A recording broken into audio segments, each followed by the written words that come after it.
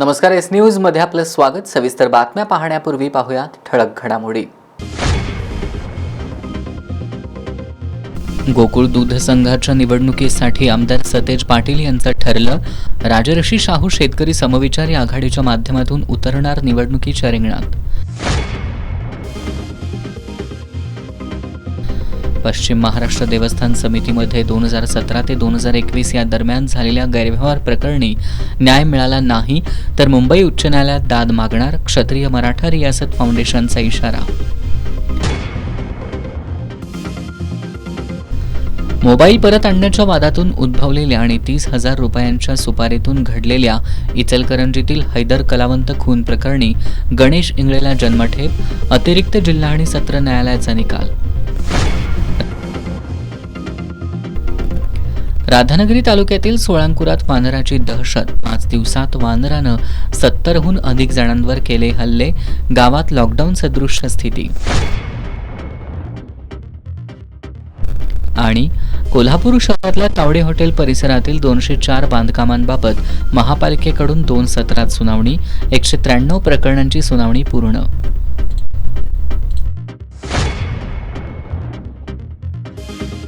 हे आहे GTPL SPN digital network आणि आपण पाहत आहात चॅनल एस।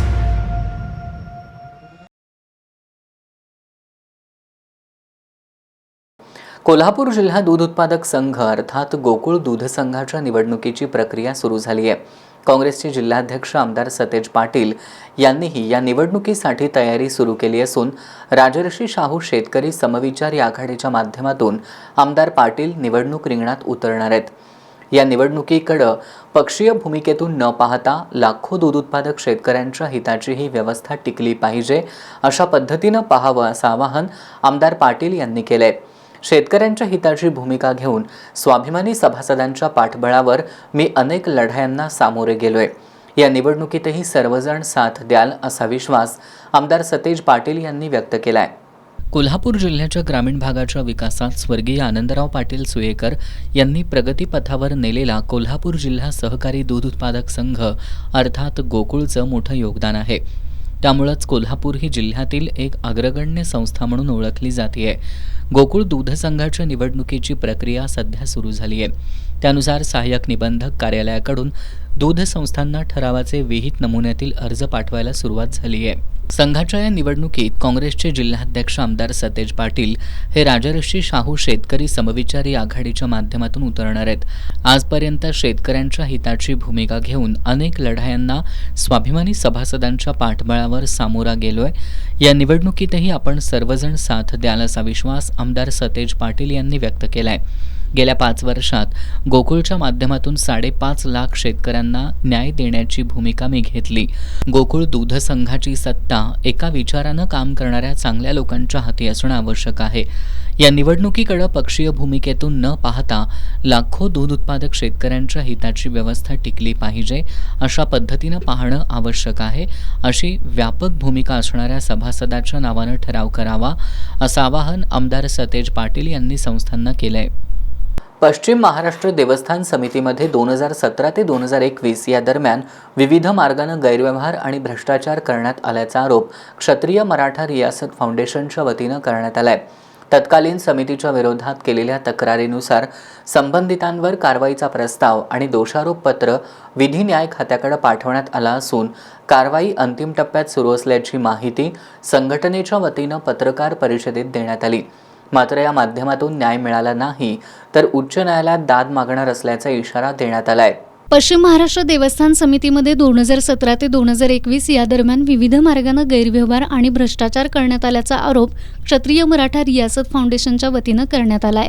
देवीला दान केलेल्या साड्या, पुराच्या काळामध्ये जनावरांना देण्यात आलेले प्रोटीनयुक्त अन्न, वाटप करण्यात आलेली भांडी, स्वतःची जागा असताना अनेक ठिकाणी भाड्यानं जागा घेतली गेली।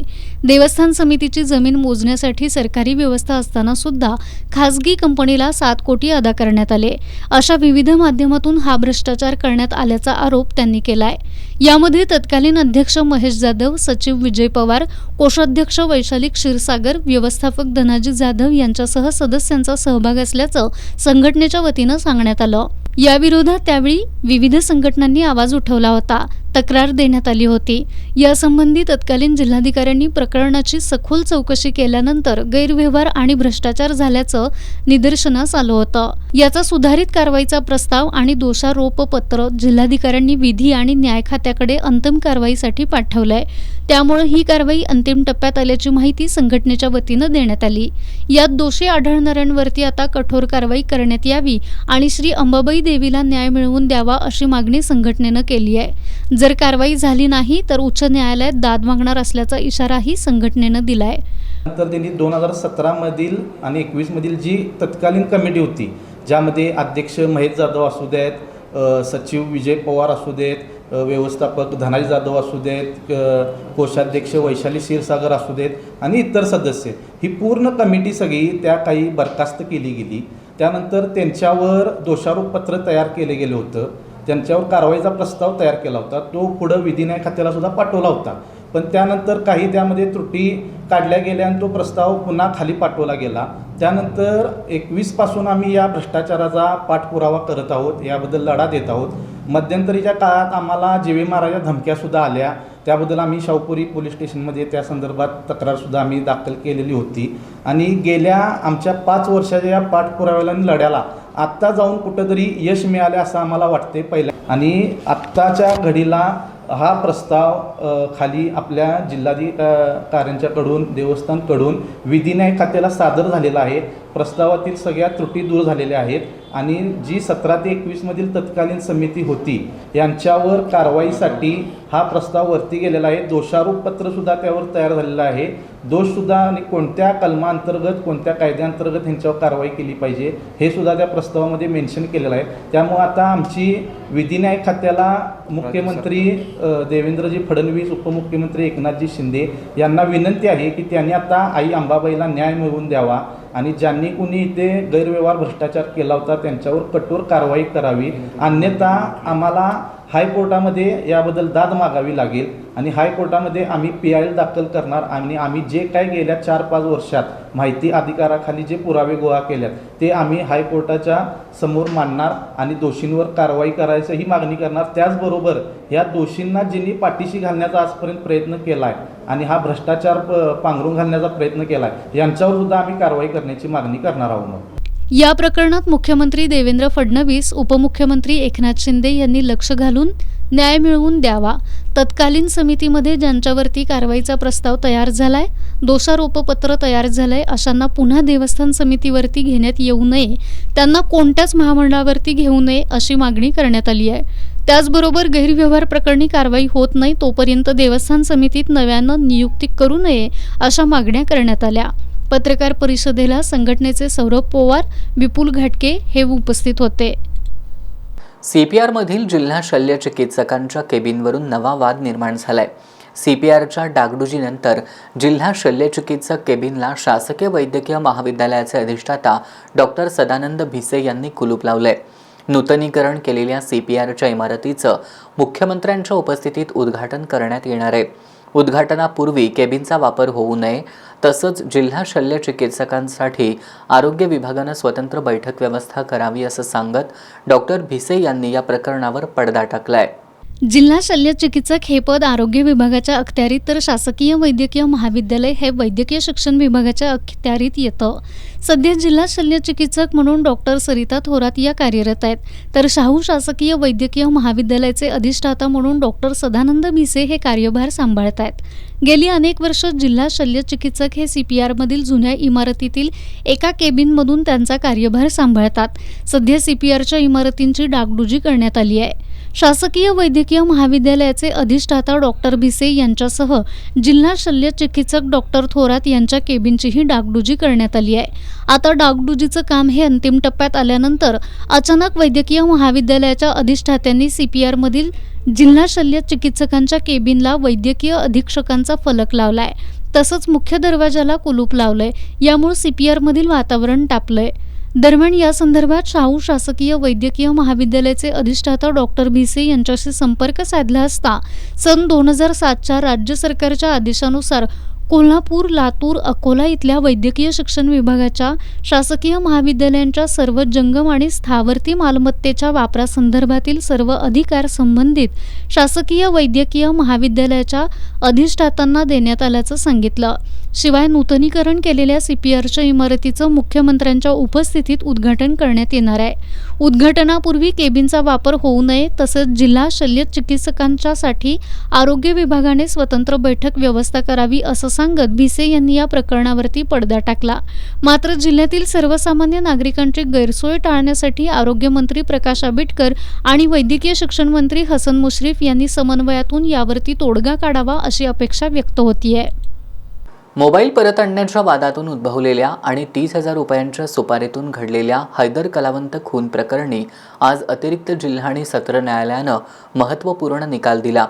अतिरिक्त जिल्हा आणि सत्र न्यायाधीश मिलिंद भोसले यांनी आरोपी गणेश इंगळे याला दोषी ठरवत जन्मठेप आणि दंडाची कठोर शिक्षा सुनावली. तर दुसरा आरोपी योगेश शिंदे याचा खटल्यादरम्यान मृत्यू झालाय. या प्रकरणात सरकार पक्षातर्फे ॲडव्होकेट विद्याधर सरदेसाई यांनी प्रभावी बाजू मांडली. हैदर कलावंत याचा मोबाईल नागेश शिराळे यानं काढून घेतला होता. मोबाईल परत आणण्यासाठी कलावंत यानं गणेश इंगळे आणि योगेश शिंदे यांना 30,000 रुपयांची सुपारी दिली होती. इंगळे आणि शिंदे यांनी शिराळे याला मारहाण केल्यानंतर त्यांनी कलावंत याच्याकडे सुपारीचे पैसे मागितले. मात्र त्यानं देण्यास टाळाटाळ केली. त्यामुळे इंगळे आणि शिंदे यांनी कलावंत याच्या डोक्यात पेव्हिंग ब्लॉक घालून त्याचा खून केला होता. 27 डिसेंबर 2019 रोजी रात्री ही घटना घडली. त्यानंतर शिवाजीनगर पोलीस ठाण्याचे तपास अधिकारी, सहाय्यक पोलीस निरीक्षक गजेंद्र लोहार आणि फिर्यादी पोलीस उपनिरीक्षक रोहन प्रकाश पाटील यांनी या गुन्ह्याचा सखोल तपास केला. त्यानंतर न्यायालयात दोषारोपपत्र दाखल करण्यात आलं. या खटल्यात एकूण 13 साक्षीदार तपासण्यात आले. मेहबूब कलावंत, वैद्यकीय अधिकारी डॉक्टर अशोक सनदी, पोलीस कॉन्स्टेबल शशिकांत ढोणे, प्रदीप कोळी आणि उदय पाटील यांच्या साक्षी निर्णायक ठरल्या. सरकारी वकील ॲडव्होकेट विद्याधर सरदेसाई यांनी केलेला प्रभावी युक्तिवाद आणि साक्षीदारांची उलट तपासणी यामुळे आरोपीचा गुन्हा सिद्ध झाला. अतिरिक्त जिल्हा आणि सत्र न्यायाधीश मिलिंद भोसले यांनी आरोपी गणेश इंगळे याला जन्मठेप आणि 1,000 रुपये दंड अशी शिक्षा सुनावली. जिल्हा व सत्र न्यायाधीश श्री M.A. भोसले यांच्यासमोर ह्या खटल्याची सुनावणी जुलै 2025 सुरू झाली. यातील आरोपी योगेश शिंदे आणि गणेश इंगळे यांच्याविरुद्ध सुनावणी झाली. परंतु योगेश शिंदे मध्येच मयत झाला असल्याकारणानं गणेश इंगळे याच्याविरुद्ध मयत हैदर कलावंत याचा खून केल्याच्या कारणास्तव साक्षीदार तपासण्यात आले. या सदरकामी यातील आरोपीने यातील आर्गेमाळा परिसरामध्ये हैदर कलावंत याचा ठरलेली रक्कम रुपये 30,000 न दिल्याच्या कारणावरून पेव्हिंग ब्लॉक घालून त्याचा मर्डर केलेला होता. सदरकामी सरकार पक्षातर्फे एकूण 13 साक्षीदार तपासले. यातील दोन्ही आरोपी हे मयत हैदर कलावंतला गाडीवरून पुरावा नष्ट करण्याच्या उद्देशाने घेऊन जात असताना शिवाजीनगर पोलीस स्टेशनचे पोलीस श्री कोळी पाटील यांनी त्यांना अडवलं आणि त्यांचा फोटो काढला आणि त्या फोटोवरून सदर केसचा पुरावा बळकट झाला आणि त्या फोटोच्या आधारे यातील 13 साक्षीदार यांच्या आधारे वैद्यकीय अधिकारी यांचे साक्ष आणि मयत हैदरचे आजोबा यांनी लास्ट सीन म्हणून आरोपीला त्याला घरातून बोलवून घेऊन गेले होते संध्याकाळी 5:30च्या दरम्यान. तो पुरावा ग्राह्य मानून आणि फोटो ग्राह्य मानून आरोपीला आज रोजी जन्मठेपेची शिक्षा व 1,000 रुपये दंड तसंच कलम 201 खाली 1 वर्षाची सक्त मजुरीची शिक्षा आणि 1,000 रुपये दंड न दिले 7,000 रुपये 707 दिवस अधिक अशी शिक्षा आज रोजी माननीय भोसले साहेबांनी आज सुनावली. या प्रकरणातील दुसऱ्या आरोपीचा खटल्यादरम्यान मृत्यू झाला. कोर्ट पैरवी अधिकारी अरविंद पाटील आणि रवींद्र चौधरी यांनीही या खटल्यात महत्त्वपूर्ण सहकार्य केलं. कोल्हापूर गगनबावडा मार्गावरील मरळी इथं मोटार आणि कंटेनर यांच्यात झालेल्या धडकेत गगनबावडा तालुक्यातील मणदूरचे डॉक्टर सुनील नांदगावकर हे जागीच ठार झालेत. सोमवारी मध्यरात्रीच्या सुमारास झालेल्या या अपघाताची नोंद कळे पोलिसात झाली आहे. गगनबावडा तालुक्यातील मणदूरचे डॉक्टर सुनील नांदगावकर हे कोल्हापुरातील खासगी रुग्णालयात काम करत होते. सोमवारी मध्यरात्री 2च्या सुमारास काम संपवून आपल्या मणदूर या गावी मोटारीनं निघाले होते. पन्हाळा तालुक्यातील कोल्हापूर गगनबावडा रस्त्यावरील मरळी इथल्या पुलानजीक आल्यानंतर कोकणहून कोल्हापूरकडे येणाऱ्या कंटेनरची आणि त्यांच्या मोटारीची समोरासमोर धडक झाली. या धडकेत डॉक्टर सुनील नांदगावकर हे जागीच ठार झाले. या अपघातात कंटेनरच्या पुढील बाजूचंही नुकसान झालंय. अपघाताची माहिती समजताच कळे पोलीस ठाण्याचे सहाय्यक निरीक्षक प्रदीप कदम हे घटनास्थळी दाखल झाले. या अपघाताची नोंद कळे पोलीस ठाण्यात झाली असून कंटेनर चालक पोलीस ठाण्यात हजर झालाय. अपघातामुळे महामार्गावर वाहतूक कोंडी झाली होती. सकाळी डॉक्टर नांदगावकर यांचा मृतदेह CPR इथं शवविच्छेदनासाठी पाठवण्यात आला. या अपघातात एक कर्तव्यदक्ष, उमदा, संवेदनशील आणि लोकाभिमुख डॉक्टर गमावल्याची भावना नागरिकांनी व्यक्त केली आहे. त्यांच्या पश्चात मोठा परिवार आहे. दरवर्षीप्रमाणे याही वर्षी दुर्गराज रायगडावर शिवराज्याभिषेक सोहळा मोठ्या उत्साहात साजरा केला जाणार आहे. यावर्षीचा शिवराज्याभिषेक सोहळा केवळ लोकोत्सव नव्हे तर प्लास्टिक मुक्तही करूया असं आवाहन माजी खासदार संभाजीराजे छत्रपती यांनी केलंय. राज्याभिषेक सोहळ्यानिमित्त कोल्हापुरात आयोजित केलेल्या नियोजन बैठकीत ते बोलत होते. 6 जून रोजी रायगडावर राज्याभिषेक सोहळा साजरा केला जाणार आहे. या सोहळ्याच्या पार्श्वभूमीवर रविवारी सायंकाळी कोल्हापुरातील भवानी मंडप इथल्या तुळजाभवानी मंदिरात रायगड विकास प्राधिकरणाचे अध्यक्ष माजी खासदार संभाजीराजे छत्रपती यांच्या प्रमुख उपस्थितीत नियोजन बैठक आयोजित करण्यात आली होती. गेली 20 वर्ष सुरू असणाऱ्या या सोहळ्याला देशभरातून शिवभक्तांची गर्दी होतीये. हा सोहळा केवळ लोकोत्सव नव्हे तर प्लास्टिक मुक्त ही करूया असं आवाहन माजी खासदार संभाजीराजे यांनी केलं. यावर्षीच्या सोहळ्यासाठी 40 वेगवेगळ्या समित्या स्थापन केल्याची माहिती त्यांनी दिली. शुक्रवारी 5 जून रोजी दुपारी राजमाता जिजाऊ यांच्या समाधीला अभिवादन केल्यानंतर गडपूजन करण्यात येणार आहे. सायंकाळी युद्धकलेची प्रात्यक्षिकं, ढोलवादन, लेझिम पथकांचं प्रदर्शन आणि रात्री गडदेवता शिरकाई देवीचा गोंधळ अशा कार्यक्रमांचं आयोजन करण्यात आलंय. शनिवारी 6 जून रोजी सकाळी 7 वाजता ध्वजपूजन, त्यानंतर शाहिरी कार्यक्रम, सकाळी 9:30 वाजता पालखी मिरवणूक, त्यानंतर शिवमूर्ती अभिषेक आणि सिंहासनारूढ शिवमूर्ती सुवर्ण मुद्रांचा अभिषेक घालून राज्याभिषेक सोहळा साजरा केला जाणार आहे अशी माहिती या बैठकीत देण्यात आली. यावेळी संयोगिताराजे छत्रपती, महापौर रूपाराणी निकम, समितीचे अध्यक्ष संदीप खांडेकर, फतेसिंह सावंत, संजय पवार, नगरसेवक विनायक फाळके, आझाद नायकवडी, जीवन साळोखे उपस्थित होते. थकीत पगार, डिपॉझिट आणि डेंटल टेक्नो लॅबचं बिल हॉस्पिटलकडे प्रलंबित असल्याचा आरोप करत संदीप गुंडकली आणि रोहन कदम यांनी वालावलकर हॉस्पिटलसमोर भीक मागू आंदोलन सुरू केलंय. मात्र हे आंदोलन रुग्णालयाची बदनामी करण्यासाठीच केलं जात असल्याचं हॉस्पिटल प्रशासनानं सांगितलं. थकीत पगार आणि डिपॉझिट मिळून सुमारे 26,000 रुपये तसंच डेंटल टेक्नो लॅबचे 2,07,790 रुपयांपेक्षा अधिक बिल वालावलकर हॉस्पिटलकडे प्रलंबित असल्याचा गंभीर आरोप संदीप गुंडकली आणि रोहन कदम यांनी केलाय. वारंवार पाठपुरावा करूनही रक्कम अदा करण्यात आली नसल्याचं त्यांनी म्हटलंय. तसंच देय रक्कम देण्याऐवजी उलट आपल्यावर खोटा आरोप लावण्यात आल्याचा गंभीर आरोप त्यांनी केलाय. या प्रकरणी हॉस्पिटल प्रशासनाला अंतिम नोटीस देऊनही रक्कम अदा न केल्यानं हॉस्पिटलच्या प्रवेशद्वारासमोर त्यांनी भीक मागू आंदोलन सुरू केलंय. अल्लाह के नाम पे दे दे बाबा, थका हुआ पगार दे दे बाबा, बिल द्या साहेब. अल्लाह के नाम पे दे दे दे दे. राहिलेलं बिल तेवढं द्या साहेब. बाकी काय नको आहे. ही बसायची वेळ आणू नका. भगवान उनको सद्बुद्धि दे दे बाबा, जल्दी से उनको अक्कल दे दे बाबा. थका हुआ पगार और देने जो 2 लाख से ज़्यादा है वो दे दे बाबा. आम्ही अनेक वेळा विनंती करूनही आम्हाला न्याय मिळाला नाही. त्यामुळे आता भीक मागू आंदोलनाशिवाय पर्याय उरलेला नाही असं माजी कर्मचारी संदीप गुंडकली यांनी सांगितलं. आम्ही गेले 2 दिवस झालं इथं वालवालकर चॅरिटेबल ट्रस्टच्या बाहेर बेमुदत भीक मागो आंदोलन सुरू केलेले आहे. आंदोलनाचा विषय म्हणजे गेले वर्षभर झाले रोहन कदम यांचे 2 लाखाच्या वरती बिल देणे बाकी आहेत. तसेच माझा पगारही तटवलेला आहे. यांच्या इंटरनली भ्रष्टाचाराचा आरोप माझ्यावर करून यांनी मुद्दामून पगार तटवलेला आहे. आणि रोहन कदम यांचे आज उद्या बिल देतो म्हणून 2.5 लाखाचे बिल तटवलेले आहे. हे जाणून बुजून करत आहेत. ह्यांच्या ह्या वागण्यामुळं आज आमच्यावर भीक मागण्याची परिस्थिती आलेली आहे. तरी देव यांना सद्बुद्धी दो व लवकर आमची जे काही देणी व पगार जे काही अडवलेले आहे आणि जे काही चुकीचे आरोप आमच्यावर करून हे प्रकार करायला आहेत तर ते थांबवण्यात यावे व आमची देणी त्वरित देण्यात यावे हीच आमची मागणी आहे. माझ्यावर करण्यात आलेले आरोप सिद्ध न केल्यास 25 लाख रुपयांचा अब्रू नुकसानीचा दावा दाखल करणार असल्याचा इशाराही गुंडकली यांनी दिलाय. ते आमच्यावर आरोप केलेले आहेत ते त्यांनी आम्हाला सिद्ध करून दाखवू देत आणि जर त्यांनी सिद्ध नाही केला तर त्यांच्यावरती मी 25 लाखाचा अवलोकनाचा दावा दाखल करणार आहे. मात्र वालावलकर हॉस्पिटलचे प्रशासकीय अधिकारी वीरेंद्र वणकुद्रे यांनी आंदोलकांचे सर्व आरोप फेटाळून लावलेत. हे आंदोलन हॉस्पिटलची बदनामी करण्यासाठी सुपारी घेऊन केले जात असल्याचा आरोप त्यांनी केलाय.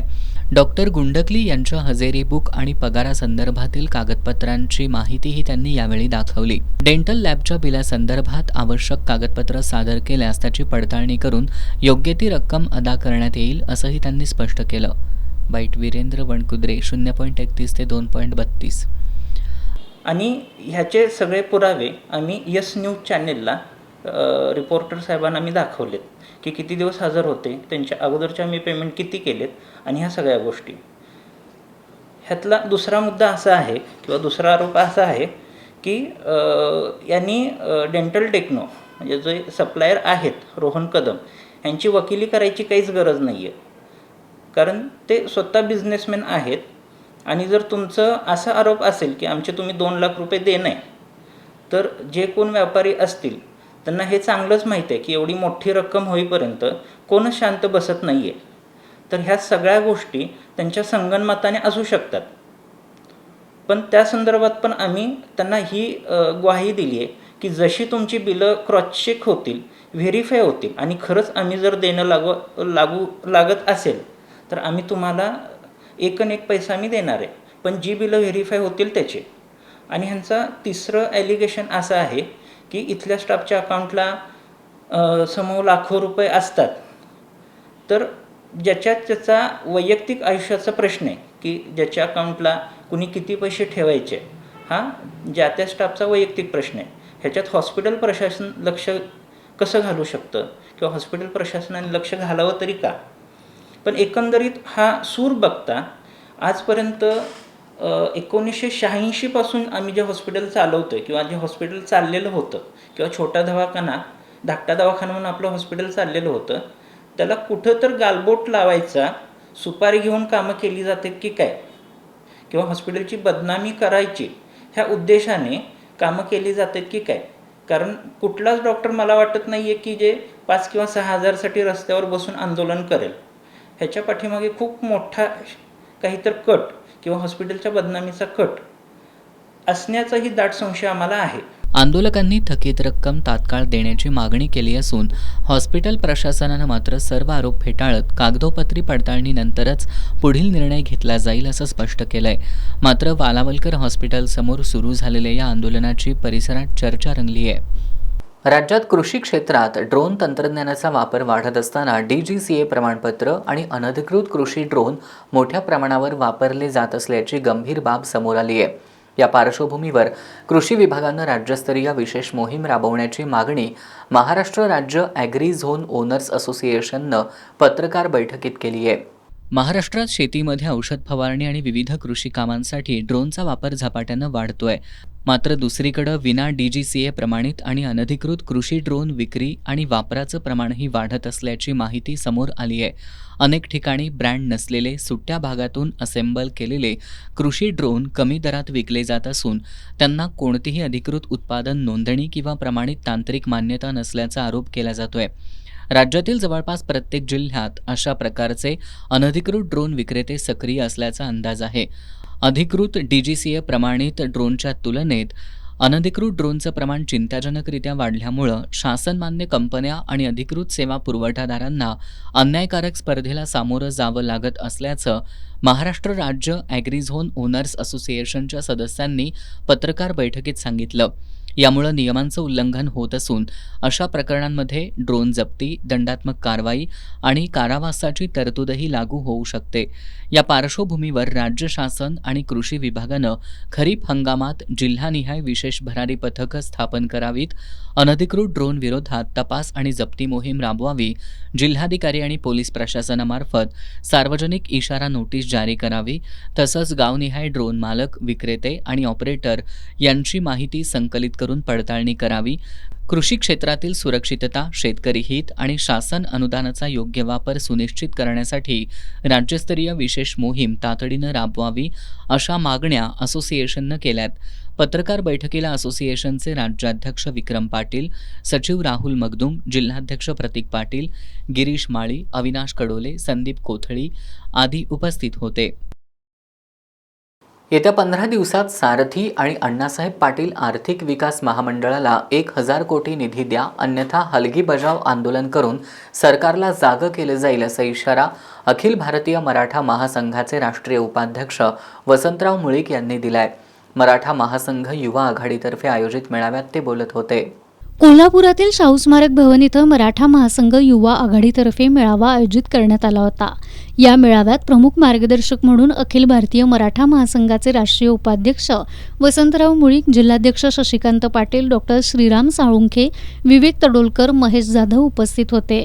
यावेळी बोलताना मुळीक यांनी सध्या शैक्षणिक प्रवेशाची धामधूम सुरू आहे, मात्र आता विद्यार्थ्यांना वेळेवरती दाखले मिळत नाहीयेत. त्यातच 8 महिन्यांपासून महामंडळांच्या लाभार्थ्यांचा व्याज परतावा रखडल्यानं कर्जदार तरुण हवालदिल झाल्याचं सांगितलं. सारथी संस्थेचे उपक्रम सध्या ठप्प आहेत. मराठा समाजाच्या प्रगतीसाठी चांगल्या चाललेल्या संस्था बंद पाडण्याचा डाव मराठा तरुण कधीही सहन करणार नाहीत. येत्या 15 दिवसात सारथी आणि कैलासवासी अण्णासाहेब पाटील आर्थिक विकास महामंडळास 1,000 कोटी निधी द्या, अन्यथा हलगी बजाव आंदोलन करून सरकारला जागं केलं जाईल, असा इशारा मुळीक यांनी दिलाय. यावेळी सतेज पाटील आणि विवेक तडोलकर या तरुणांनी आपल्या तीव्र भावना व्यक्त केल्या. जिल्हाध्यक्ष पाटील यांनी आगामी काळात मराठा महासंघाची मोठी जबाबदारी युवकांवरती सोपवली जाणार असल्याचं सांगितलं. यावेळी डॉक्टर श्रीराम साळुंखे यांनीही मनोगत व्यक्त केलं. यावेळी युवक अध्यक्ष महेश जाधव, विनायक पाटील, राज पाटील, तुषार पाटील, विनायक जाधव, संदीप पोवार, किरण भोसले, आयुष पाडळकर, विराज पाटील, प्रसाद पाटील, संजय राऊत, केदार साळुंखे, निलेश जाधव, प्रतीक इंगवले, सूर्यभान इंगळे, प्रतीक साळुंखे यांच्यासह पदाधिकारी उपस्थित होते. मुरगुड नगरपालिकेकडून प्रशासक काळात करण्यात आलेली 20% घरभाडा वाढ तसंच भाडेपट्टी वाढ अन्यायकारक आहे. ही दरवाढ तात्काळ रद्द करावी अशी मागणी नागरिकांनी केली आहे. नगरपालिकेचे मुख्याधिकारी अतिश वाळुंज यांना या मागणीचं निवेदन देण्यात आलं. मुरगुड नगरपालिकेकडून प्रशासक काळात कोणतीही पूर्वसूचना न देता आणि नागरिकांना विश्वासात न घेता घरफाळा आणि भाडेपट्टी वाढ करण्यात आली. सर्वसाधारण सभेनंतर ही बाब जनतेसमोर आल्यानंतर नागरिकांमध्ये नाराजी निर्माण झाली आहे. त्यातच यंदा पुन्हा 5% घरफाळा वाढीचा प्रस्ताव मांडण्यात आल्यानं संताप अधिक वाढलाय. महागाई आणि आर्थिक अडचणींमुळे सर्वसामान्य नागरिकांचं आधीच जीवन कठीण बनलंय.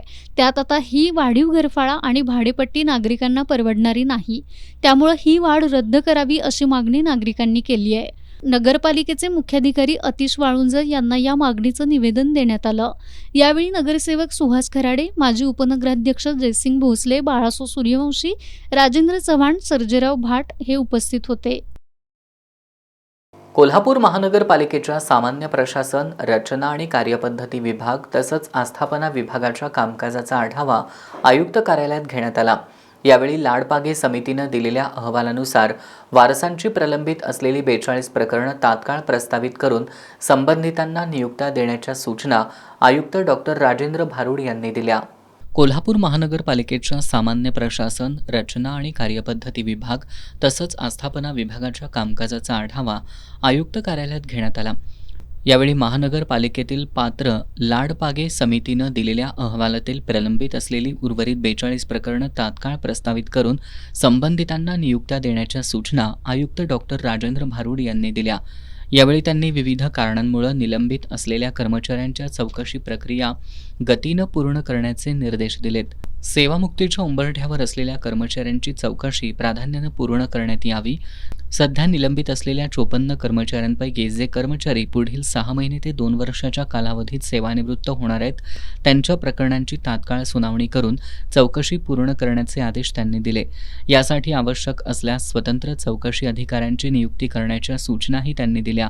तसंच लाडपागे प्रकरणांसोबतच कर्मचाऱ्यांच्या पदोन्नतीची प्रकरणंही तातडीनं प्रस्तावित करावीत.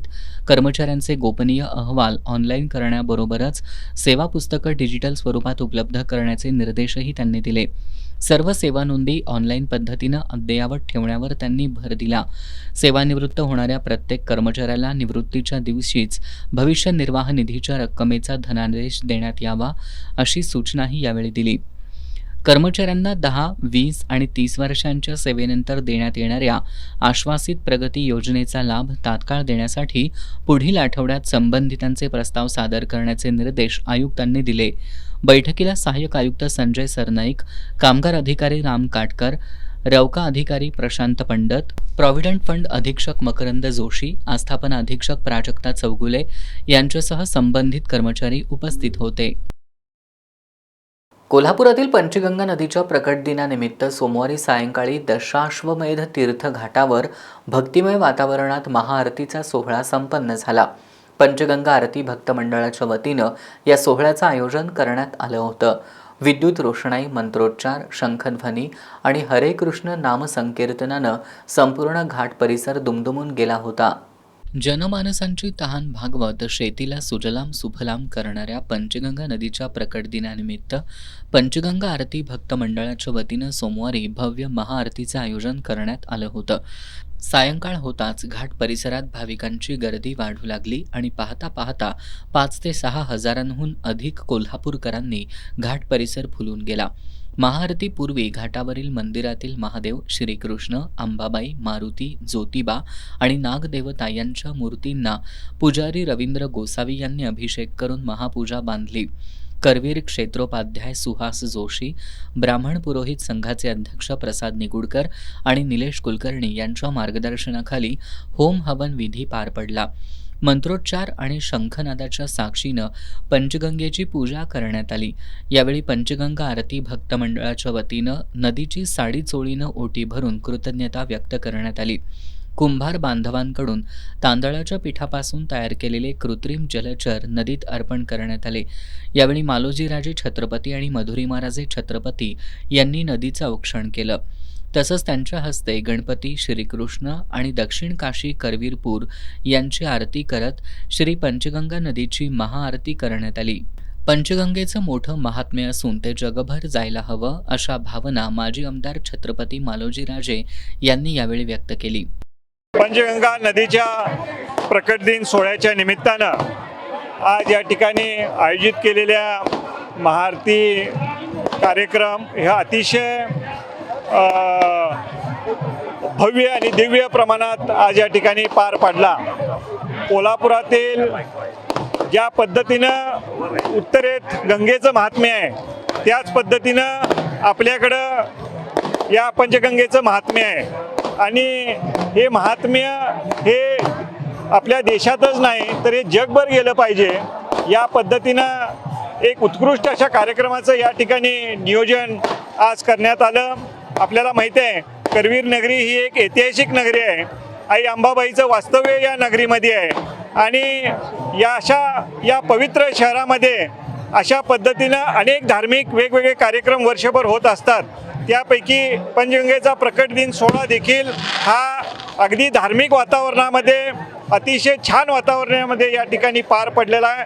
मला असं वाटतं की याची आजची जर आपली भव्यता आणि दिव्यता पाहिली तर हा कार्यक्रम हा देशभर आणि परदेशात देखील पोचायला वेळ लागणार नाही. किंबहुना यासाठी पुढच्या वर्षापासून हा अधिक चांगल्या पद्धतीनं होईल हा असा मला विश्वास आहे. आपली नदी पवित्र असून शहरातील सर्व लोकांनी नदीची स्वच्छता राखण्यासाठी शपथ घ्यायला हवी असं मधुरिमाराजे छत्रपती यांनी म्हटलंय. आपण आज आरती करून आपली नदी ही पवित्र आहे हे आपण सगळ्यांनी केलेलं, पण ही पवित्रता राखणं शेवटी नागरिक म्हणून पण आपल्या हातात पण आहे. तर आपण सगळ्यांनी आज एक शपथ खाऊया नागरिक म्हणून की आपण प्लास्टिक आणि आपण प्रदूषण टाळण्याची आपण सगळ्यांनी शपथ घेण्याची गरज आहे. कारण कोल्हापूर महानगरपालिकेनं सुद्धा याची दखल घेऊन अनेक वर्ष मी लहानपणापासून ऐकतोय की पंचगंगा नदी प्रदूषण, पंचगंगा नदी प्रदूषण.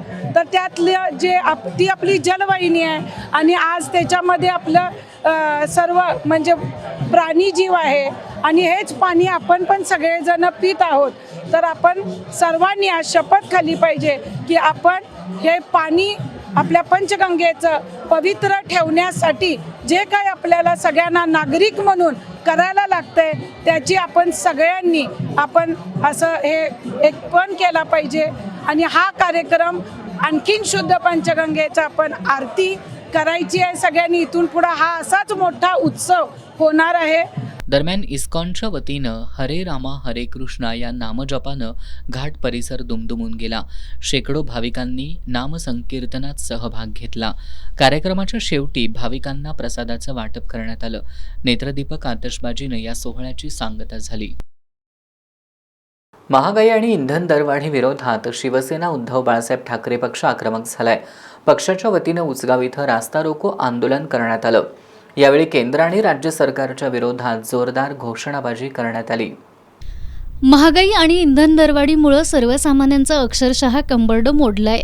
या दरवाढी विरोधात करवीर तालुका शिवसेना उद्धव बाळासाहेब ठाकरे पक्षाच्या वतीनं उजगावजवळ रास्ता रोको करत तीव्र निदर्शनं करण्यात आली आहेत. यावेळी दुचाकी वाहने, गॅस सिलेंडरला प्रतिकात्मक हार घालत केंद्र सरकारच्या विरोधात जोरदार घोषणाबाजी करण्यात आली. केंद्र सरकारला महागाईवरती नियंत्रण मिळवता येत नसेल तर केंद्रीय अर्थमंत्र्यांनी तातडीनं राजीनामा द्यावा अशी मागणी करत आगामी निवडणुकीत सुशिक्षित मतदार आणि सामान्य जनता या सरकारला घरी बसवल्याशिवाय गप्प बसणार नाहीत असा इशारा तालुका प्रमुख राजू यादव यांनी दिलाय. आज बघितलं तर पेट्रोल, डिझेल आणि गॅस भरमसाठ दरवाढ झालेला आहे. रोज 2-3 रुपये वाढून हे मोदी सरकार सर्वसामान्यांना झटका देत आहे आणि आज विश्वगुरु म्हटले तर परदेशात करत आहे. आणि सर्वसामान्यांनी करायचं काय? आज डिझेल मधून जी वाहतूक होते अन्नधान्याची म्हणा भाजीपाल्याची त्याच्यामुळे त्याचेही दर वाढले आहेत. सर्वसामान्यांना आज जीवनावश्यक वस्तू त्याचा फार मोठा फटका बसणार आहे. कारण जीवनावश्यक वस्तूंचे दर या डिझेल आणि पेट्रोलमुळे जीवनावश्यक वस्तूंचे दर वाढत आहेत. आणि विश्वगुरु 2014 साली सत्तेवर येताना काय म्हटले? महागाई कमी करतो, महागाई नियंत्रण आणतो म्हणून लोकांना आम्हीच दाखवून तुम्ही सत्तेवर आला. आणि आज लोकांना सर्वसामान्य लोक जगू शकणार नाहीत अशा पद्धतीनं महागाई वाढलेला आहे. आज करवीर शिवसेना उद्धव बाळासाहेब ठाकरे पक्षाच्या वतीनं आम्ही आज निदर्शन केले. मोटरसायकल असेल, डिझेलची रिक्षा असेल आणि सिलेंडर यांना हार घालून या मोदी सरकारचा निषेध केला. आता तर मोदी सरकार सुधारतंय का आणि आता तर त्यांचं डोकं ठिकाणावर येते का बघण्यासाठी आम्ही आज रस्ता रोको केला. उपजिल्हा प्रमुख पोपट दांगट यांनीही भाजप सरकारवरती सडकून टीका केली. आंदोलनामुळे महामार्गाच्या दोन्ही बाजूस वाहनांच्या मोठ्या रांगा लागल्या होत्या. आंदोलनात शहरप्रमुख विशाल देवकुळे, कामगार सेनेचे राजू सांगावकर, उपतालुका प्रमुख राहुल गिरुले, फेरीवाले संघटनेचे बाळासाहेब नलवडे, दीपक गौड, युवा सेनेचे योगेश लोहार, सचिन नागटिळक, महादेव खोजगे, शंकर खोत, शिवाजी लोहार, शांताराम पाटील, मनोज करुळे, दत्ता फराकटे, जितू कुबडे हे सहभागी झाले होते. इचलकरंजीतील खर्चीवाले यंत्रमाग धारकांच्या मागण्यांबाबत सोमवारी माजी आमदार सुरेश हळवणकर यांच्या मध्यस्थीनं प्रांताधिकारी कार्यालयात संयुक्त बैठक झाली. 8 जूनला होणाऱ्या पुढच्या बैठकीत मजुरी वाढीबाबत ठोस निर्णय घेण्याचं या बैठकीत ठरलं. त्यानंतर गेल्या 23 दिवसांपासून सुरू असलेलं खर्चीवाले यंत्रमाग धारकांनी आपलं आंदोलन स्थगित केलं. इचलकरंजीतील खर्चीवाले यंत्रमाग धारकांनी मजुरी वाढ मिळावी यासाठी गेल्या 23 दिवसांपासून आंदोलन सुरू केलंय. याबाबत बैठका होऊनही कोणताच तोडगा निघाला नाही. अखेर सोमवारी माजी आमदार सुरेश हळवणकर यांनी पुढाकार घेत प्रांताधिकारी कार्यालयात खर्चीवाले यंत्रमाग धारक आणि ट्रेडिंग असोसिएशनच्या पदाधिकाऱ्यांची संयुक्त बैठक घेतली. या बैठकीत असोसिएशनच्या पदाधिकाऱ्यांनी आंदोलन महिनाभर स्थगित करण्याची मागणी केली आहे. मात्र याला आता खर्चीवाले यंत्रमाग धारकांनी नकार देत मजुरी वाढीचा आजच निर्णय घ्यावा अशी मागणी केली. यामुळे बैठकीतील वातावरण काही काळ तापलं होतं. त्यानंतर माजी आमदार हळवणकर यांनी मध्यस्थी करत दोन्ही बाजूच्या लोकांना शांत राहण्याचं आवाहन केलं. हळवणकर यांच्या विनंतीनंतर खर्चीवाले यंत्रमाग धारक आंदोलन पुढील 15 दिवस आता स्थगित ठेवण्यास तयार झालेत. तसंच 8 जूनला होणाऱ्या या बैठकीमध्ये सकारात्मक निर्णय घेण्याची अपेक्षा त्यांनी व्यक्त केली. प्रांताधिकारी दीपक शिंदे यांनी ट्रेडिंग असोसिएशनच्या पदाधिकाऱ्यांना 8 जूनच्या बैठकीत सकारात्मक भूमिका मांडावी. जो निर्णय होईल तो किमान पुढील 3 वर्षासाठी लागू राहावा. त्या काळात पुन्हा आंदोलनाची वेळ येऊ देऊ नये अशा सूचना केल्या. या बैठकीला उपमहापौर अनिल डाळ्या, शहाजी भोसले, पुंडलिक जाधव यांच्यासह खर्चीवाले यंत्रमाग धारक आणि असोसिएशनचे पदाधिकारी उपस्थित होते. जागतिक शाश्वत विकासाच्या प्रक्रियेमध्ये सुसंगत ई कचरा व्यवस्थापन अत्यंत महत्त्वाचं आहे असं प्रतिपादन शिवाजी विद्यापीठाचे कुलगुरू डॉक्टर राजनीश कामत यांनी केले. शिवाजी विद्यापीठाचा इलेक्ट्रॉनिक्स अधिविभाग आणि सामाजिक समावेशन अभ्यास केंद्र यांच्या संयुक्त विद्यमानं आयोजित मिशन लाईफ कॅम्पेनच्या उद्घाटन प्रसंगी ते बोलत होते. शिवाजी विद्यापीठाचा इलेक्ट्रॉनिक्स अधिविभाग आणि सामाजिक समावेशन अभ्यास केंद्राच्या संयुक्त विद्यमानं मिशन लाईफ कॅम्पेनचं आयोजन करण्यात आलं. कुलगुरू डॉक्टर राजनीश कामत यांच्या हस्ते या कॅम्पेनचं उद्घाटन करण्यात आलं.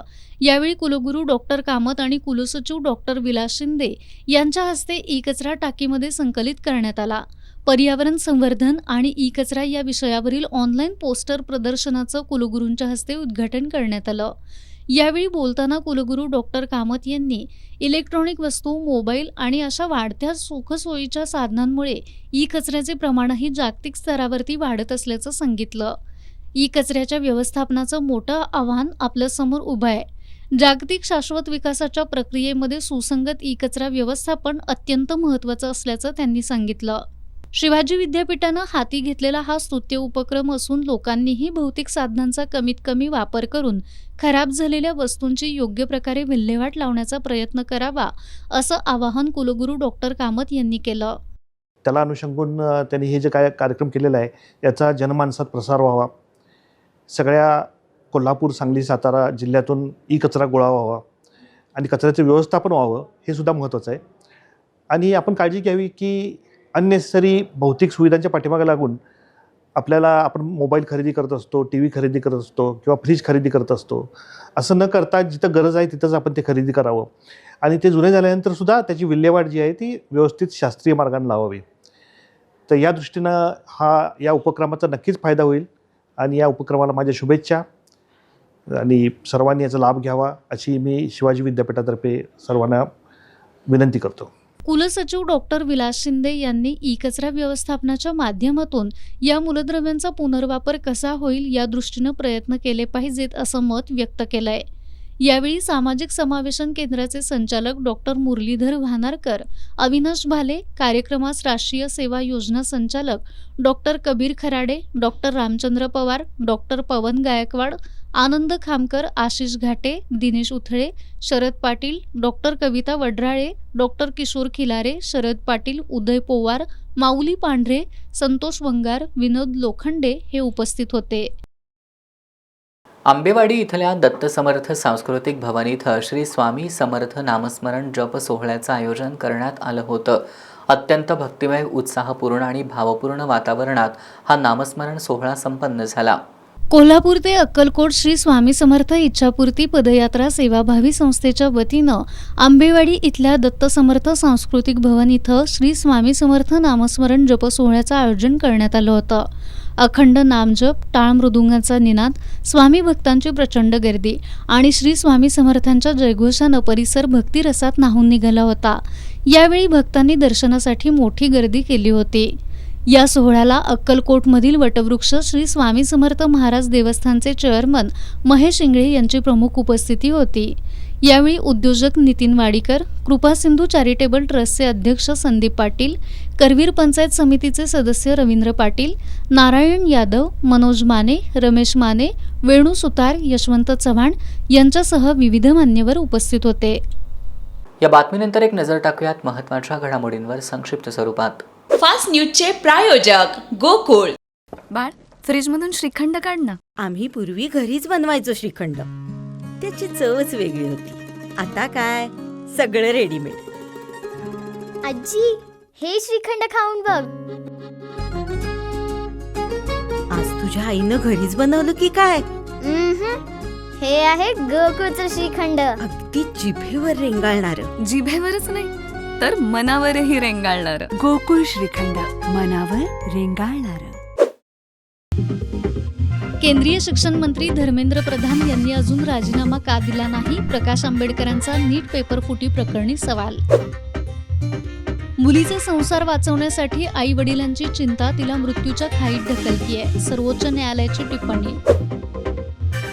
महिलांच्या खात्यात दरमहा 3,000 रुपये जमा होणार, पश्चिम बंगालचे मुख्यमंत्री शुभेंद्र अधिकारी यांची घोषणा. एकनाथ शिंदे गुपचूप केंद्रीय गृहमंत्री अमित शहांना भेटले, राजकीय वर्तुळात चर्चांना उधाण.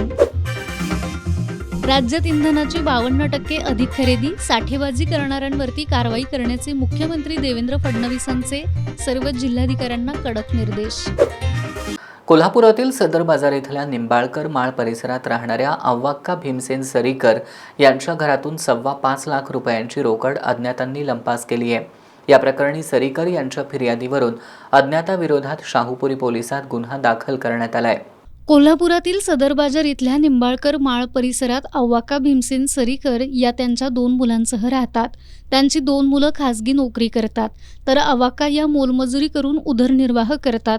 गेल्या अनेक वर्षांपासून अव्वाक्का यांनी मोलमजुरी करून घर बांधण्यासाठी सुमारे 5.25 लाख रुपये साठवले होते.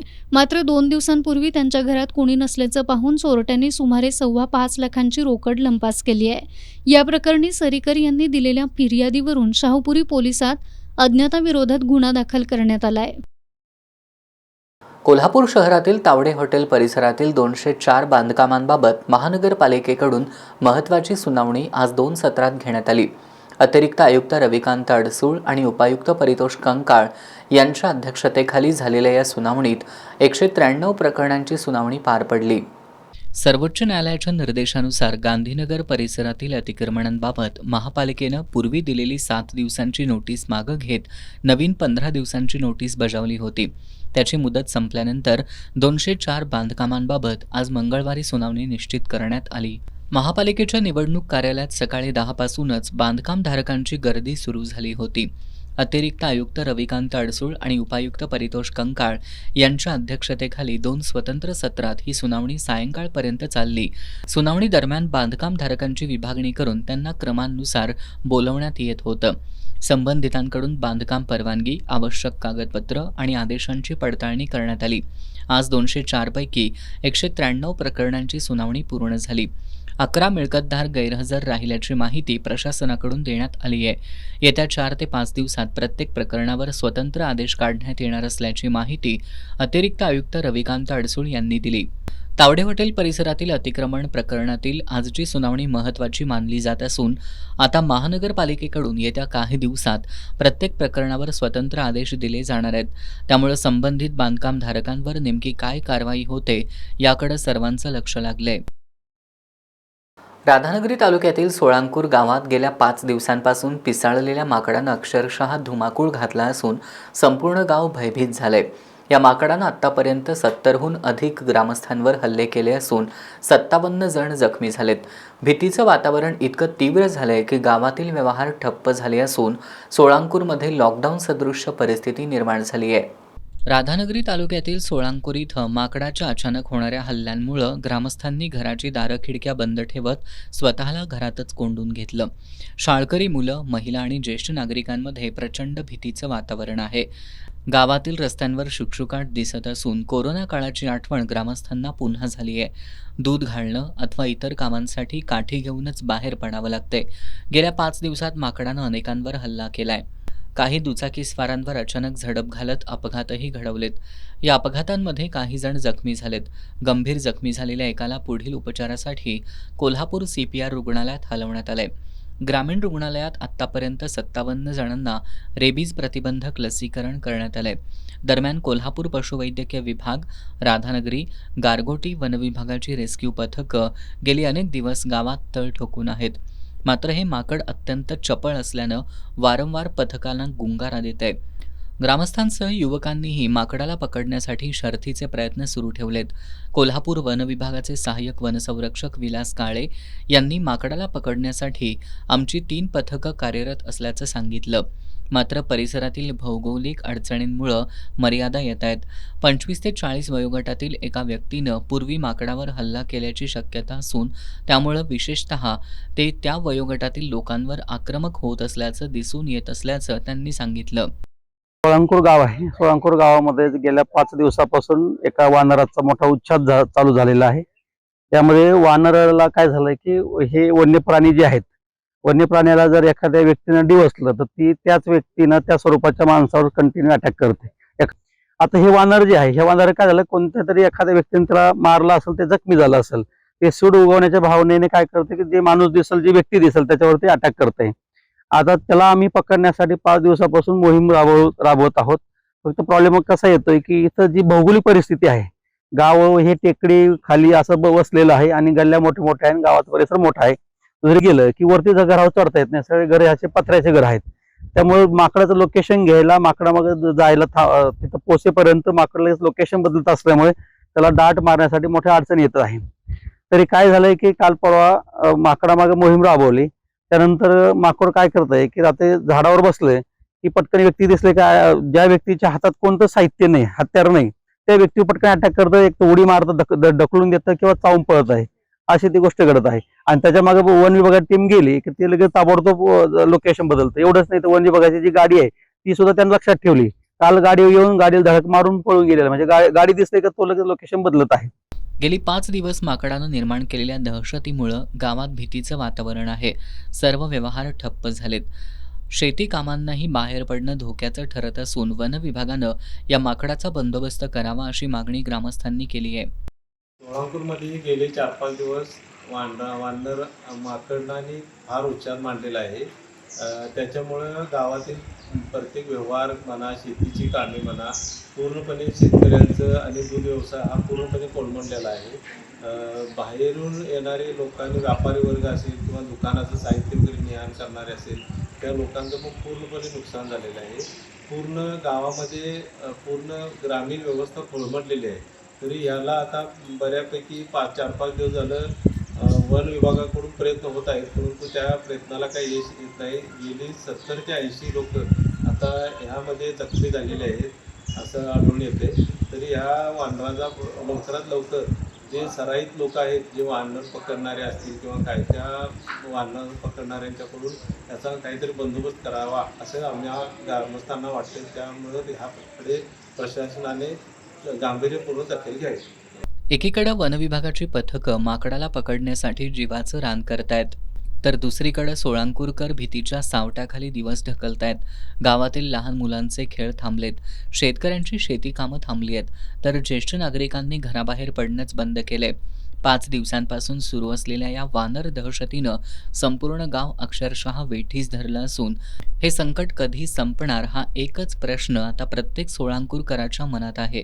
एस न्यूजसाठी सोळांकूरहून नामदेव कुसाळे.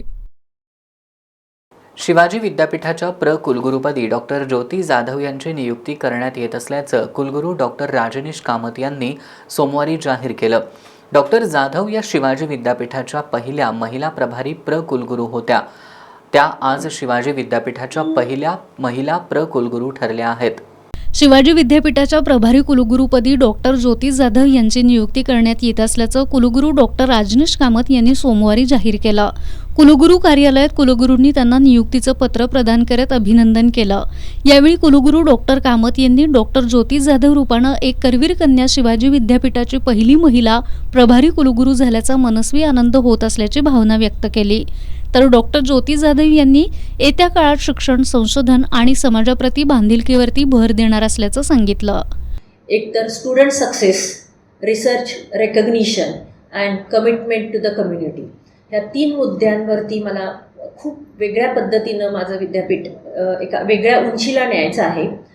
विद्यार्थी जेव्हा आपल्या विद्यापीठामध्ये शिक्षणासाठी येतो तेव्हा सगळ्यात महत्त्वाचा त्याचा उद्देश असतो की आपल्याला नोकरी मिळाली पाहिजे. या नोकरीच्या अनुषंगानं जे काही करता येईल, एक शिवाजी विद्यापीठातील आपल्या जेवढ्या काही गोष्टी इथे चालतात त्यासाठी त्या सगळ्या गोष्टींचा वापर करून आपल्याकडे शिकणाऱ्या विद्यार्थ्याला सगळ्यात जास्त तो शिकण्यापेक्षा किंवा असं म्हणेन की लर्नर टू अर्नर कसा बनेल ह्यासाठी प्रामुख्याने आमचे प्रयत्न असतील. दुसरा मुद्दा आहे रिसर्च रेकग्निशन. जोपर्यंत आपण शिक्षणाबरोबर एक संशोधन किंवा रिसर्च करत नाही तोपर्यंत विद्यापीठाला बाहेरच्या जगामध्ये ओळखलं जात नाही. आणि रिसर्चचा अतिशय मूलभूत पाया असणारं हे शिवाजी विद्यापीठ आपल्याला माहितीच आहे की यापूर्वीही शिवाजी विद्यापीठाने रिसर्चच्या बाबतीत खूप मोठ्या प्रमाणावर मानांकनं मिळवलेली आहेत. ते आत्ताही तितकंच श्रेष्ठ आहे, पण त्याला एका वेगळ्या उंचीवर नेण्याचा माझा थोडासा मानस आहे आपल्या सर्वांच्या मदतीनं. आणि तिसरं म्हणजे खूप सारे सेंटर ऑफ एक्सलन्स आपल्याला इथे विद्यापीठाचा जो आत्तापर्यंतचा आपला संशोधनाचा इतिहास आहे त्या मानानं, म्हणजे माझा स्वतःचा एरिया जो आहे तो बायोटेक्नॉलॉजी आणि बायोकेमिस्ट्रीचा असल्यामुळे एक ॲग्रिकल्चर बायोटेक्नॉलॉजी पार्क आपण जर इथे चांगल्या पद्धतीनं शिवाजी विद्यापीठामध्ये बनवता आलं तर ते माझ्या डोक्यामध्ये थोडासा तसा एक माझा ड्रीम आहे असं म्हटलं तरी चालेल. कुलगुरूंनी सर्व विद्याशाखांच्या प्रभारी अधिष्ठाता यांची नियुक्ती केली आहे. यामध्ये विज्ञान आणि तंत्रज्ञान विद्याशाखा प्रभारी अधिष्ठातापदी डॉक्टर राजाराम गुरव, मानव्य विज्ञान विद्याशाखा प्रभारी अधिष्ठाता डॉक्टर महादेव देशमुख, वाणिज्य आणि व्यवस्थापन विद्याशाखा प्रभारी अधिष्ठातापदी डॉक्टर वर्षा मेंदर्गी आणि आंतरविद्याशाखा प्रभारी अधिष्ठातापदी डॉक्टर अजय साळी यांची नियुक्ती करण्यात आली आहे. कोल्हापुरातील यशवंत गृहनिर्माण संस्थेला फुलेवाडीतील गट नंबर 1480 सरकार हक्कातील जागेमधील 18 गुंठे जागा त्वरित 7/12 पत्रकावर नोंद करून मिळावी यासाठी आठवडाभरापासून बहुजन परिवर्तन पार्टीच्या वतीनं जिल्हाधिकारी कार्यालयासमोर आमरण उपोषण सुरू आहे. मात्र प्रशासनानं अद्याप याची दखल घेतलेली नाही. त्यामुळे सोमवारी आंदोलकांनी कपडे काढून अर्धनग्न अवस्थेत ठिय्या मारून आंदोलन केलं होतं. त्यानंतर आज मुंडण आंदोलन करून प्रशासनाचं लक्ष वेधलं. कोल्हापूर शहरातील यशवंत गृहनिर्माण संस्थेला सन 2015 मध्ये तत्कालीन जिल्हाधिकारी राजाराम माने यांनी सायबर चौक परिसरातील 15 गुंठे जागा संस्थेच्या 40 सभासदांकरता 7/12 पत्रकी नोंद करून दिली होती. मात्र प्रत्यक्षात जागेवर जाऊन मोजणी केल्यानंतर ही जागा केवळ 7 गुंठे भरत असल्याचं समोर आलं. शिवाय या जागेतून महापालिकेची मोठी ड्रेनेज लाईन गेली असल्यानं ही जागा रहिवासास योग्य नसल्याचं निदर्शनास आलं. त्यानंतर गृहनिर्माण संस्थेनं वेळोवेळी पाठपुरावा करून फुलेवाडी हॉकी स्टेडियम किंवा कसबा बावडा इथली 18 गुंठे जागा यशवंत गृहनिर्माण संस्थेला मिळावी अशी मागणी केली होती. संस्थेकडून सन 2012 पासून आजतागायत फुलेवाडी गट नंबर 1480 ही जागा मिळावी यासाठी वेळोवेळी सर्व कागदोपत्री पूर्तता करण्यात आली. मात्र जिल्हा प्रशासनाच्या लालफितीच्या कारभारामुळं ही जागा संस्थेला मिळाली नाही. त्यामुळे संस्थेच्या 40 सभासदांच्या निवाऱ्याचा प्रश्न गेली अनेक वर्ष प्रलंबित आहे. संस्थेच्या सभासदांना फुलेवाडीतील जागा तात्काळ मिळावी यासाठी आठवडाभरापासून बहुजन परिवर्तन पार्टीच्या वतीनं जिल्हाधिकारी कार्यालयासमोर आमरण उपोषण सुरू करण्यात आलंय. मात्र जिल्हा प्रशासनानं या आंदोलनाची दखल घेतलेली नाही. यामुळे सोमवारी आंदोलनाच्या 8व्या दिवशी आंदोलकांनी कपडे काढून अर्धनग्न अवस्थेत बसून ठिय्या मारला होता. तर आज आंदोलकांनी मुंडण आंदोलन करून प्रशासनाचं लक्ष वेधलं. निपाणी तालुक्यातील माणकापूर इथल्या बसस्थानकासमोर डंपरच्या धडकेत गणेश बाबासाहेब कांबळे हा युवक ठार झाला, तर अर्जुन मिरजे आणि साहिल कांबळे हे दोघे गंभीर जखमी झाले. सोमवारी सायंकाळी 5च्या सुमारास ही घटना घडली. हातकणंगले तालुक्यातील रांगोळी इथले गणेश कांबळे, साहिल कांबळे आणि अर्जुन मिरजे हे सोमवारी दुचाकीवरून कामानिमित्त इचलकरंजीला गेले होते. काम आटोपून ते रांगोळीहून इचलकरंजीला येत होते. याचवेळी इचलकरंजीहून मुरमानं भरलेला डंपर इचलकरंजीकडे जात होता. निपाणी तालुक्यातील माणकापूर बसस्थानकाजवळ आल्यानंतर दुचाकी आणि डंपरची समोरासमोर धडक झाली. या अपघातामध्ये दुचाकीवरील तिघेही दूर फेकले गेले. यात त्यांच्या डोक्याला आणि पायाला गंभीर दुखापत झाली. नागरिकांनी त्यांना उपचारासाठी इचलकरंजीतील इंदिरा गांधी सामान्य रुग्णालयात नेलं. मात्र यातील गणेश कांबळे याचा रुग्णालयात पोहोचण्यापूर्वीच मृत्यू झाला. या अपघातामधील अन्य 2 जखमींवरती कोल्हापुरातील रुग्णालयात उपचार सुरू आहेत. अपंग आणि गतिमंद युवतीवर लैंगिक अत्याचार करणाऱ्या मुख्तार झाकीर हुसेन सिद्दीकी याला पळून जात असताना मिरज रेल्वे स्थानकावरून वडगाव पोलिसांनी अटक केली. त्याला सोमवारी पेठवडगाव न्यायालयात हजर केलं असता न्यायालयाने त्याला 1 दिवसाची पोलीस कोठडी सुनावली. मूळचा बिहारमधील मुख्तार झाकीर हुसेन सिद्दीकी हा पेठवडगाव इथं अनेक वर्ष पत्नी आणि मुलासह राहत होता. एका गावात दिव्यांग आणि मतिमंद युवती आई आणि भावासह राहतात. या मतिमंद युवतीच्या असहाय्यतेचा फायदा घेऊन मुख्तार यानं त्या युवतीवरती 2 वेळा अत्याचार केला. याबाबत दाखल झालेल्या तक्रारीनंतर आता मुख्तार याच्यावरती वडगाव पोलिसांनी गुन्हा दाखल केला होता. मात्र गुन्हा दाखल होताच मुख्तार पसार झालाय. वडगाव पोलिसांनी पळून जाण्याआधीच मुख्तार याला मिरज रेल्वे स्थानकावरून अटक केली. त्याला सोमवारी पेठवडगाव न्यायालयामध्ये हजर केलं असता न्यायालयानं त्याला 1 दिवसीय पोलीस कोठडी सुनावली आहे. चंदगड तालुक्यातील हुंदळेवाडीत शेततळ्यात बुडून 3 शाळकरी मुलींचा दुर्दैवी मृत्यू झालाय. स्वराली नाईक, धनुष्का सांबरेकर आणि रिया सांबरेकर अशी त्यांची नावं आहेत. सोमवारी सायंकाळी 4च्या सुमारास ही घटना घडली.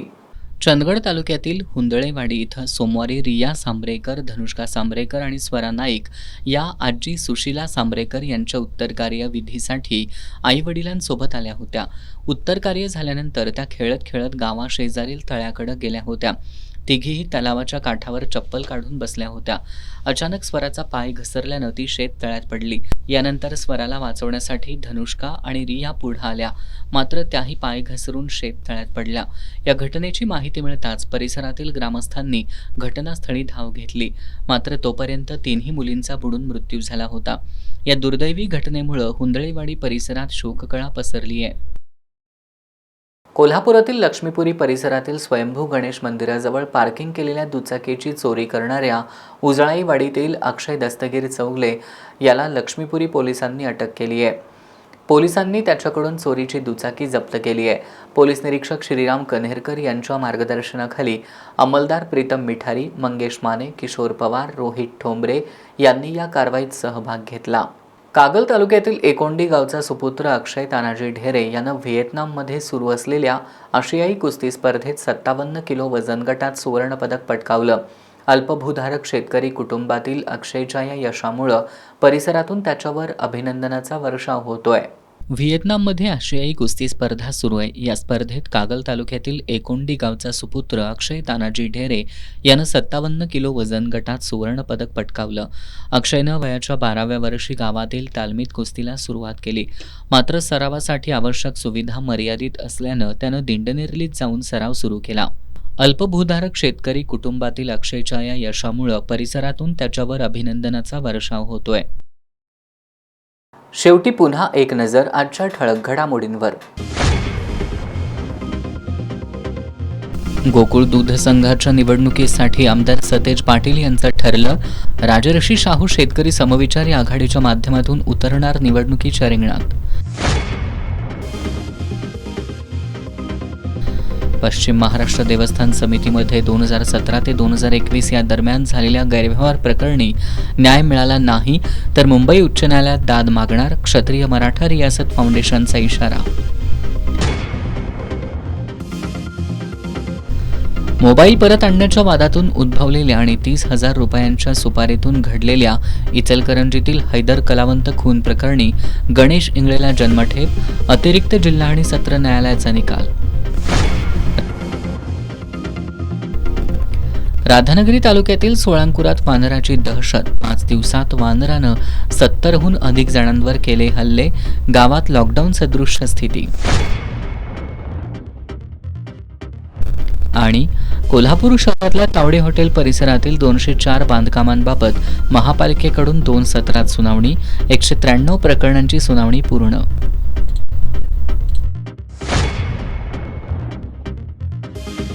बातम्यांच्या ताज्या अपडेटसाठी एस न्यूज कोल्हापूर या आमच्या वेबसाईटला भेट द्या. त्याचबरोबर एस न्यूज कोल्हापूर हे यूट्यूब चॅनल सबस्क्राईब करा. याबरोबरच आजचं बातमीपत्र संपलं. नमस्कार.